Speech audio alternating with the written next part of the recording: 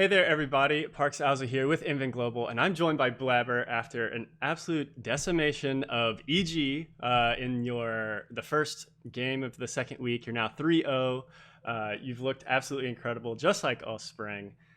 So my first question, just very simply, what is it about Cloud9 that is allowing you guys to continue being this dominant, even as we enter in a new split?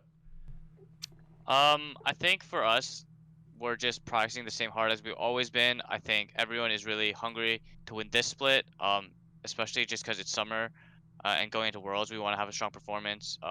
It really sucked that we couldn't play at MSI, but I think we're just working the same hard as Yeah. before. Yeah, we got to get you guys to an international tournament. We'll talk about that in a little bit. It was Yeah. a big bummer we didn't get to see you play at MSI. My question for you, we've seen you play Olaf 3 times in a row.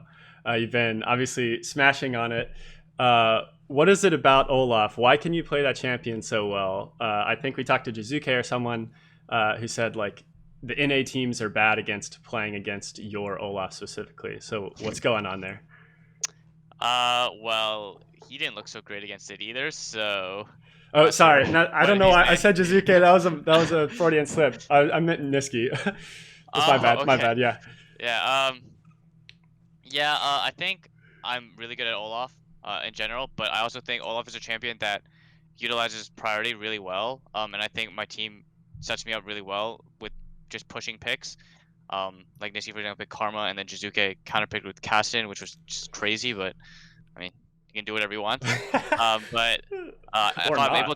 if I'm able to take Dragon whenever I want, Herald whenever I want, my champion just runs over the game. Yeah. Well, you definitely ran over that game, and you have the past two as well.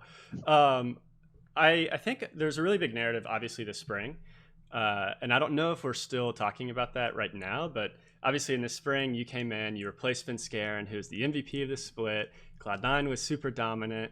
EG started off really poorly, and so people were kind of comparing is Blaber way better, or like is it just a Cloud9 thing, and whoever's on the team is lucky, but you're still looking extremely dominant. I'm wondering, do you feel like you're kind of coming into your own, moving past that era of like playing underneath or side by side Svenskeren for so long? Um, I definitely think. Well, I mean, I don't really think about it that often. I think regarding just starting on my own now, it's always obviously nice to not be sharing time, but I don't take my time playing with Svenskeren for granted. I think I learned so much from him and just playing with the LCS team in general that it really made me a lot better. And I think that I'm definitely moving into my own as a player, just because obviously I'm playing by myself, right? No splitting time, but I think that time is like the time that I learned the most, honestly. Hmm. That's very interesting. Do you feel? I know it's really hard to measure junglers because so much of it revolves around their laners and everything. Could you say confidently right now that you are the best in North America? I mean, yeah, I mean, I always think I'm the best, so All right, I I guess like right that. now we're in first, so yeah, I'll say I guess we're tied with TL, so maybe Brox is up there too, tied for Yeah, first. that's actually a fun, a kind of like a fun question too, just because he didn't play very well last split. He came in halfway through. The team was kind of already falling apart.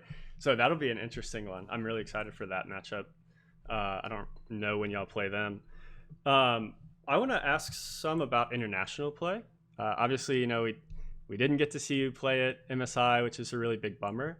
And all spring, the big question before we realized MSI would be canceled was, could Cloud9 continue being this dominant against like G2 and they make it, and whoever the LPL and LCK teams are, and we never got that answer, and we're never going to, unfortunately.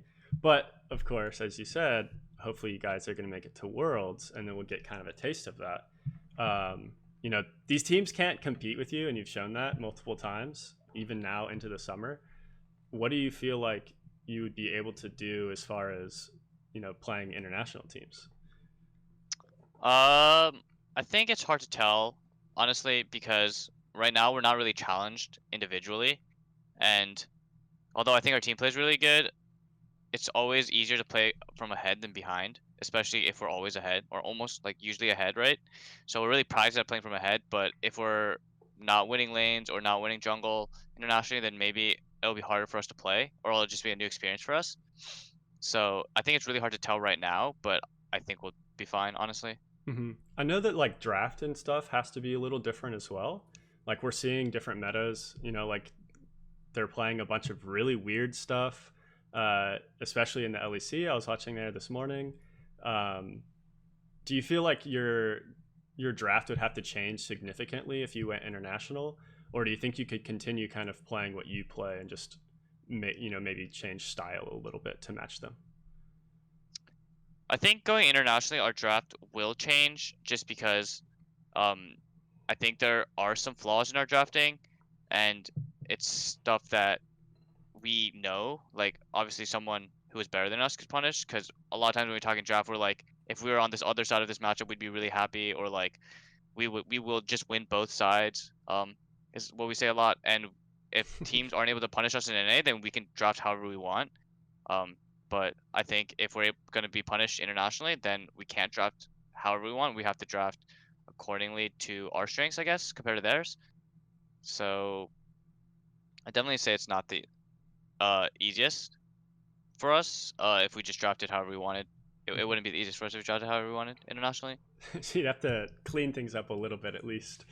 Um, I feel like in NA too, we've seen a lot of really bad drafts, especially recently. The TSM one today was really interesting because like they have, all of these pieces that looked really strong, but then they didn't have any damage. Like maybe they should have had a Kindred instead of a Lee Sin or something.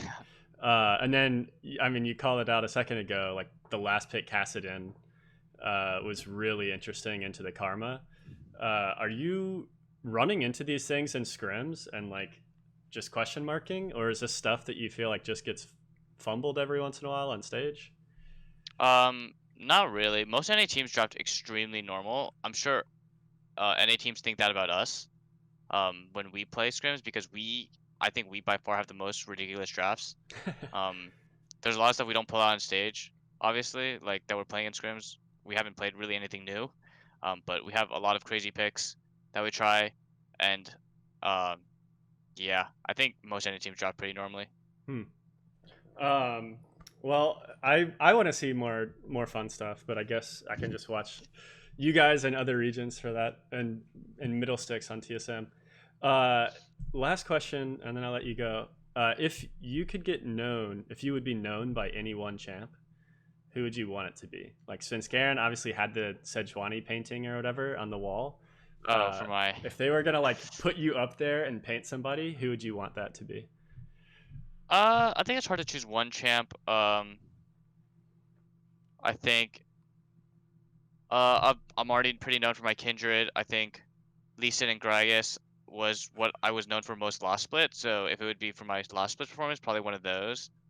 And I've always considered my Rek'Sai to be one of my best champs too. So yeah, There's I a mean probably Lee Sin or Gragas if we're talking about last split. last one. There's a whole lot of them. Anyway, because Nocturne was the other one I was thinking, and then this split Yeah, it's all Olaf. So anyway, thank you so much. Anything you yeah, want to say to fans before we check out? yeah. Thanks for keeping on supporting us. We're gonna keep winning for you guys, and thanks so much. Awesome. Thank you so much, and thank you all for watching. For more Inven Global content, please like and subscribe below. Catch you next time.